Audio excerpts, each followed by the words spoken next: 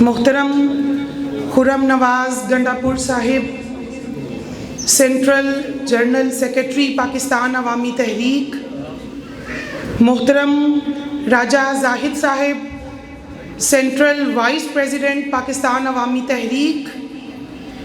محترم شفیق الرحمان صاحب، پریزیڈنٹ پاکستان عوامی تحریک نارتھ پنجاب، محترمہ عائشہ مبشر صاحبہ، سینٹرل ڈپٹی جنرل سیکرٹری منہاج القرآن وومن لیگ اور صدر پاکستان عوامی تحریک اٹک اور جملہ قائدین، کارکنان وابستگان منہاج القرآن وومن لیگ اٹک کی تمام عہدیداران، سب کا تہہ دل سے شکریہ ادا کرتے ہیں کہ آپ نے ہم سب کو تبدیلی نظام کنونشن میں مدعو کیا اور ہمیں حاضری کا موقع دیا۔ چونکہ آج کا یہ کنونشن نام سے ہی ظاہر ہے کہ تبدیلی نظام کنونشن، ایک بہت بڑا کاز، ایک بہت بڑا ویژن لے کے ہم لوگ فیلڈ میں اترے ہیں، اور میں چونکہ یہاں پہ خواتین کو ریپریزنٹ کر رہی ہوں تو میں سیاست میں خواتین کے کردار پہ بات کروں گی کہ پولیٹکس میں خواتین کا کیا رول ہے، وہ کیا رول ادا کر سکتی ہیں۔ جیسے ہی لفظ سیاست آتا ہے تو ہمارے مائنڈ میں فوراً سے آتا ہے کہ سیاست میں خواتین کا کیا کام۔ سیاست تو بہت کوئی گندی قسم کی چیز ہے،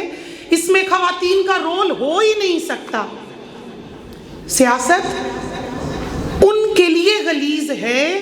جن کے لیے غلیظ لوگ سیاست میں موجود ہیں۔ سیاست ایک پاک چیز کا نام بھی ہو سکتی ہے اگر اس میں پاک اور کردار لوگ فیلڈ میں موجود ہوں گے۔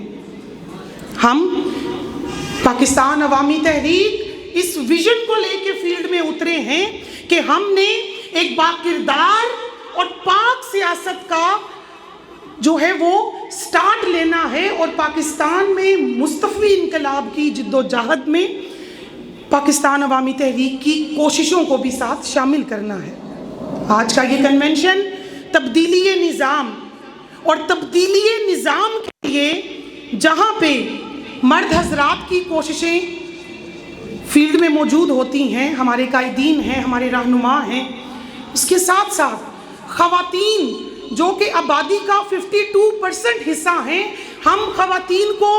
کسی بھی طرح سے ڈینائی یا ان کو بیک فٹ پہ نہیں لگا سکتے۔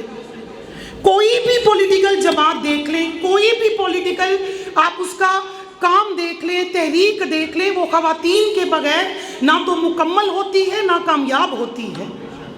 اس کی سب سے بڑی مثال میں آپ کو اپنی اسلام کی ہسٹری سے دوں گی کہ کربلا میں بھی خواتین کے بغیر وہ جو جد و جہد تھی کربلا کی وہ مکمل نہیں ہوئی، اور جب قافلہ حسینی وہ لٹ پٹ گیا اور بکھر گیا تو اس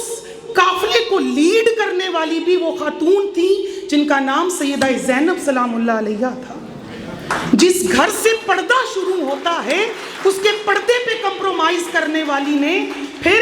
یزید کے دربار میں ایسا خطبہ دیا، ایسی سپیچ کی کہ اس کے دربار سے بغاوت کا آغاز بھی ایک خاتون کرتی ہے۔ اور اگر ہم اسلام کے بعد ہم چونکہ پاکستان میں رہتے ہیں اور میں دنیا کے کسی انقلاب کی بات نہیں کروں گی، تو تحریک پاکستان کی جد و جہد میں بھی ہم خواتین کے کردار کو ڈینائی نہیں کر سکتے۔ جہاں جہاں قائد اعظم محمد علی جناح صاحب کا نام آتا ہے، ساتھ میں فاطمہ جناح کا نام بھی آتا ہے۔ اس کے علاوہ اور بہت سی خواتین تھیں جنہوں نے اس وقت میں قربانیاں دیں، اپنے گھر کی، اپنے بچوں کی اور اپنے علاقے کی، اپنے وطن کی قربانیاں دے کر پاکستان کو بنانے میں اپنا کردار ادا کیا۔ آج کا یہ جو دور ہے انتہائی، آپ اس کو کہہ لیں کہ ظلم سے بھرا ہوا دور ہمارا چل رہا ہے۔ جہاں پہ کوئی عدل نام کی چیز نہیں ہے، جہاں پہ آپ کو عدل تو ملتا ہی نہیں ہے۔ آپ آج کے اس دور میں دیکھ لیں، چونکہ میں صرف وہ خواتین کی بات کر رہی ہوں، تو آپ دیکھ لیں ہماری بیٹیوں کی عزت محفوظ نہیں ہے، باقی اور چیزیں تو بالکل سائڈ پہ چھوڑ دیں، ہماری بچیوں کی عزت محفوظ نہیں ہے،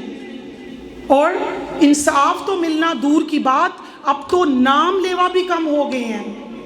تو اس ظلم و جبر و استحصال کے دور میں آج کا یہ وقت پھر کسی زینب کو پکار رہا ہے، آج کا یہ وقت پھر فاطمہ جناح کو پکار رہا ہے۔ میں آپ کو بطور نائب صدر پاکستان عوامی تحریک شمالی پنجاب دعوت دیتی ہوں کہ آپ آئیں اور پاکستان عوامی تحریک کا حصہ بنیں، اس پلیٹ فارم پہ اپنے حقوق کی جنگ کے لیے ہمارے قدم سے قدم ملائیں، ہماری آواز سے آواز ملائیں، اور واللہ وہ دن دور نہیں کہ جب ہم اس ظالم نظام کو جڑ سے اکھاڑ پھینکیں گے اور اس ملک میں مستفی نظام قائم ہوگا۔ بہت شکریہ۔